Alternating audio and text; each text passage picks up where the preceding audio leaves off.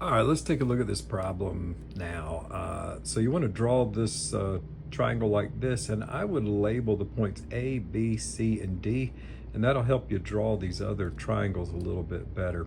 So I've labeled this exactly like it was in the original problem, except I put the A, B, C, and D points. So that's where you want to start, and then I'm going to redraw each one of these triangles. I'm going to redraw the small one, the little bit bigger, and then the biggest triangle, all facing the same way. So I've got small, bigger, and then the largest one there. The next thing you want to do is mark angle A with one little mark there and mark angle C with two little marks. That way when you draw the small triangles, you'll be able to tell which angles belong where. So notice when I do this smaller triangle here, I have the 90-degree angle is here, so that has to be 90 degrees because those two angles are 90 degrees. But what looks like it would be, A here has one marking, so that has to be DA. So in this smaller triangle, the 90-degree angle going over to angle A is going to have one mark on the smaller triangle, and so this has to be the other angle up here. So that's DAB with that triangle. And basically, I'm just flipping it over kind of that way so it's faced this way. So then I can label DA 5 because I see that's 5. And DB has to be Z, and BA is over here. That has to be X. So I do that on this triangle. And then when I draw this triangle and I start to do that, obviously D is still 90 degrees, so that's easy.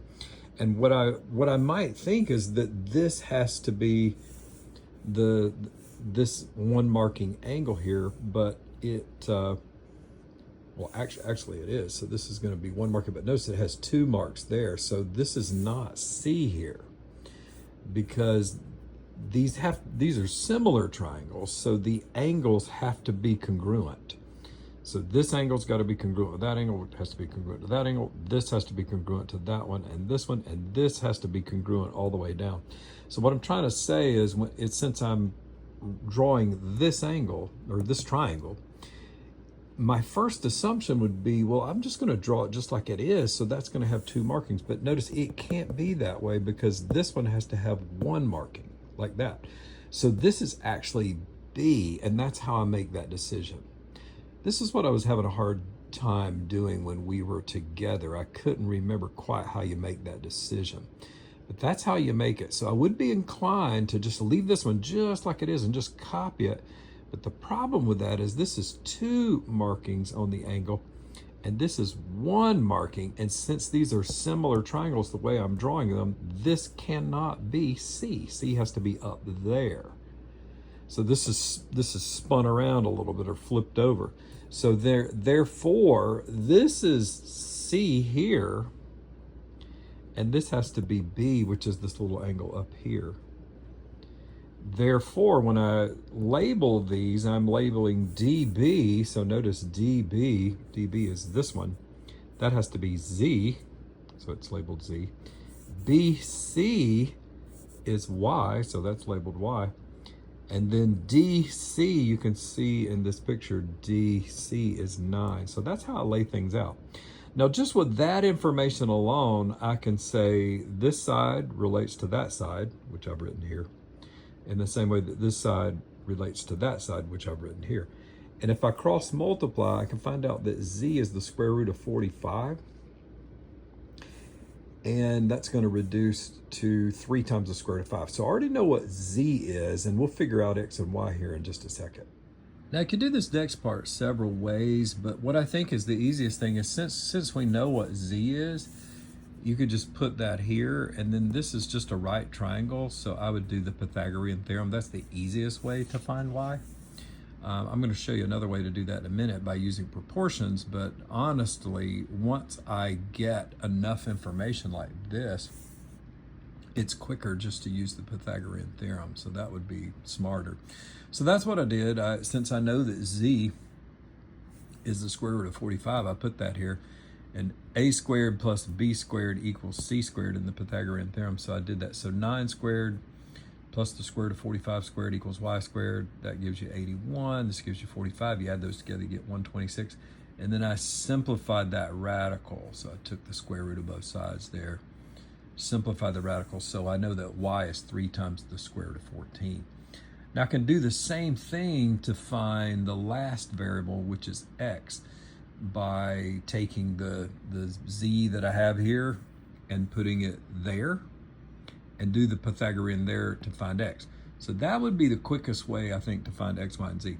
Like I said, I'm going to come back and show you the other way here in a second. All right, so when you get ready to draw this final triangle here, what I need to realize is that this has to be one marking, this has to be one marking, this has to be one marking, this is 90, 90, 90, this has to be 2, this has to be 2, this has to be 2 on the triangles. So when I'm placing, it's obvious from this that B is the 90-degree angle, so that one's easy, that's B.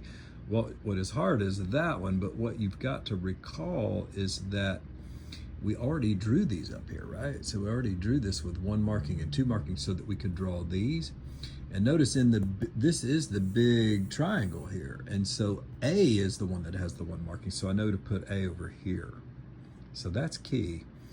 And C is right there, and that's the very same angle as this one because this drawing is the big triangle. And so you've got A, B, and C like that. So that's how I know that A goes over here and C goes over there.